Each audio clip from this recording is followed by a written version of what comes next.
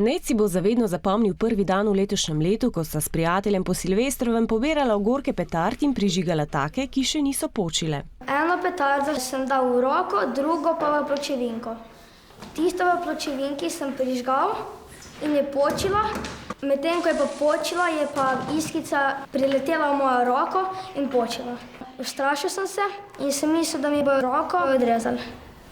Med palcem in kazalcem mi je palec stran visel, na sredincu mi je pa polovico prsta manjkalo. Ned je imel veliko srečo. Po operaciji lahko roko kolikor toliko normalno uporablja, teže prime le jedilni pribor. Lahko mi bi roko odtrgali, pa je bil slep, gluh.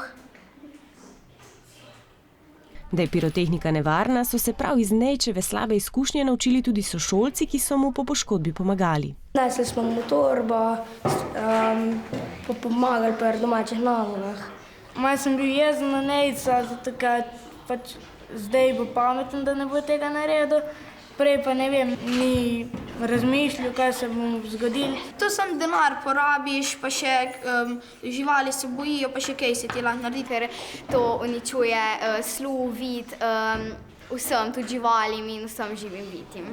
Tudi nočem kupovati, ker imam doma psa, pa on se ful boji teh petard. Škoduje okolju in nam. Tudi veliko ljudi je zaradi tega že izgubilo roko ali pa karkoli druga, lahko tudi hujše poškodbe.